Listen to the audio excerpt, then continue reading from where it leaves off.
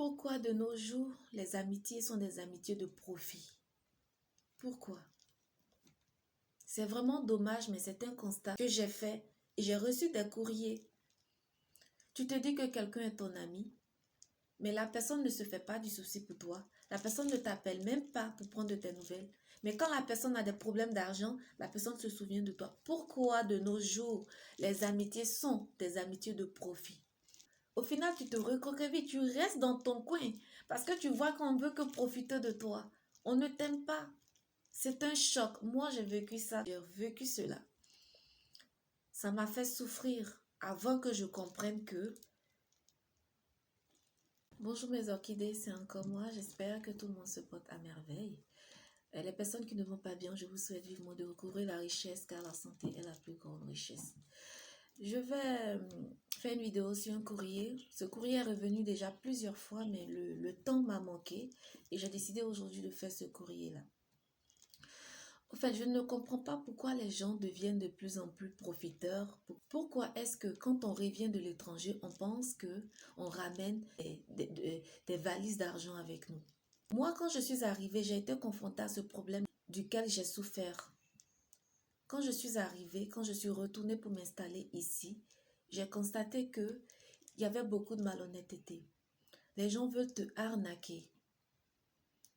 Ce n'est pas parce que tu viens de l'étranger, d'un pays développé, que tu es riche. Non, pas du tout. Mais tu veux investir dans une affaire, tu te fais arnaquer. Tu veux prendre un logement, tu te fais arnaquer. Pourquoi nous les Africains avions cette mentalité de toujours vouloir profiter de l'autre? Pourquoi?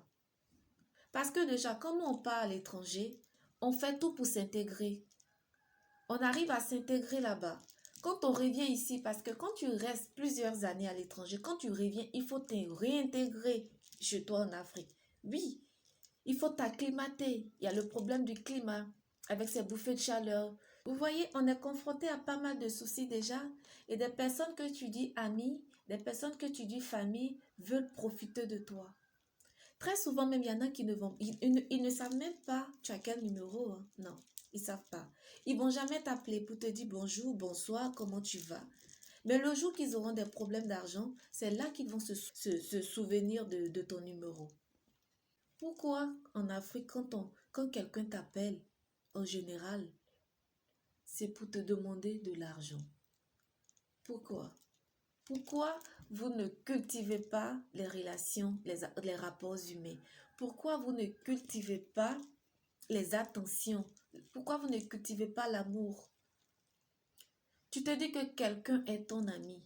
La personne ne t'appelle jamais pour prendre de tes nouvelles. C'est lorsque la personne a un souci financier qu'elle se souvient de toi, qu'elle se souvient de ton numéro. Attendez, franchement, il faut savoir amadouer les gens. Et ça continue. Tu as tes propres soucis, tu as tes problèmes. Mais tout le monde se fout de ça. Tout le monde s'en fiche. Mais c'est quand c'est pour te demander un service financier, on sait que tu es là. Vous êtes fort. Hein? Vous êtes très fort. Et puis même, ils ont cette manie de ne même pas se gêner pour demander de l'argent. On ne demande pas un service financier à tout le monde. Non. Mais ils ne se gênent pas. Vous êtes fort. Hein? Franchement. Sachez que ce n'est pas parce qu'on revient de l'étranger qu'on est riche.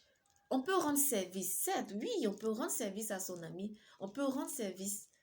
Mais